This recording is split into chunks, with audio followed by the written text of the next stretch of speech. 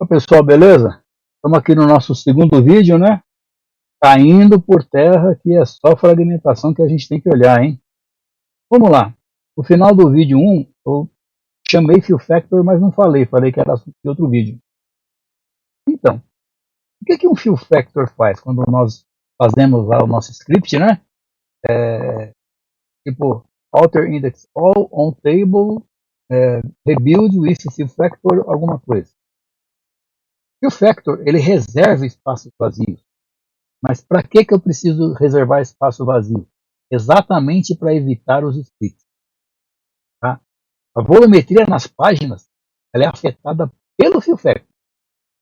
Esse cara você tem que analisar todo dia. Vou dar um exemplo. Suponha que lá no seu banco você tem uma tabela com aproximadamente 100 GB. E você faz o rebuild e define um fill factor de 70%. A volumetria total no disco ela vai pular para 143 GB. 43 GB a mais. O que você fez com isso?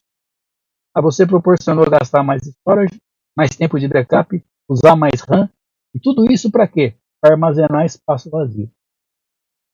Mas aí você fica se perguntando, como é que eu vou saber o fill factor certo? É meio assim, existe uma regrinha, existe, mas o dia a dia do DBA nunca tem regra, tá? Tem uma lógica assim que disseram, é assim, pronto. Não, não é assim, tá? Os dados que entram sempre no final da tabela, sempre lá no fim, você inserir um dado, você tinha 500 registros, sem inserir ele vai ser o 501. Sem inserir outro ele vai ser o 502. Tá? O fill factor de uma tabela dessas, você sabe, o fill factor dele é 100 ou é 0, que os dois é a mesma coisa. Mas por quê? Porque ele sempre entra no final, você não precisa deixar espaço vazio no meio da página. É óbvio, né? Agora, se os dados entram numa ordem aleatória e as páginas enchem, elas vão sofrer page split. Aí, nesse caso, ali um fill factor perto de 80%, 85%, vai ajudar você a manter essa volumetria estável por mais tempo. Agora, fill factor não é uma coisa que você define uma vez só e não mexe mais. Tá? O pessoal por aí dá uma lógica para isso. Por exemplo, tabela de log histórico, né? Ela tem um volume de escrita alto, então eu deixo o fill factor dela 100 ou 0.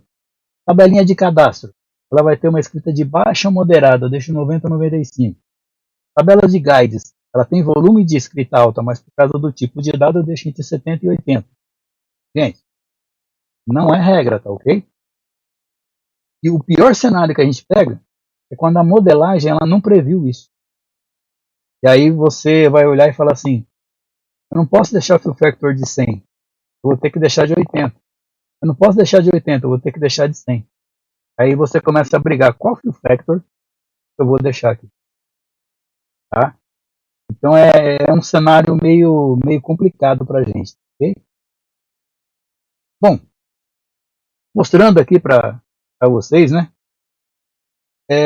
Nessa tabelinha aqui das nossas duas tabelas, alta e baixa densidade, eu tenho a densidade atual da tabela de alta de 90,3%. O que isso diz para mim? Está excelente para leitura. Já a outra, 10,2%. O que isso diz para mim? Totalmente oposto, né? Está horrível. Se fosse criar uma tabela aqui, seria assim. Maior que 90, legal, está muito bom. Entre 70 e 80, ela está mais ou menos comum a tabela de muita atualização. É um equilíbrio mais ou menos lógico, né? E se estiver abaixo de 60, corre e faz alguma coisa porque está sendo lido assim quase o dobro de páginas que são necessárias. Tá? Agora, eu vou de novo, esse script aqui a gente já rodou no final do outro vídeo, porque eu quero ver a fragmentação dos índices da tabela. De novo, quero que você veja isso. Não tem fragmentação, gente.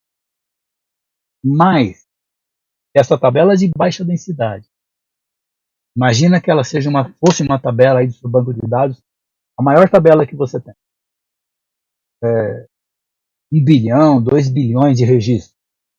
A tabela está batendo direto em select, em insert, em update, em delete, e ela está com o problema de páginas vazias. Mas você roda o seu script da noite, da madrugada, e ele não acha fragmentação nessa tabela, ele não vai fazer nada. Aí no dia seguinte você tem problema. Eu conheço muita gente que corre e faz o quê? Fazem, ou faz um update estatístico, que não vai resolver, vai apagar o incêndio na hora, né?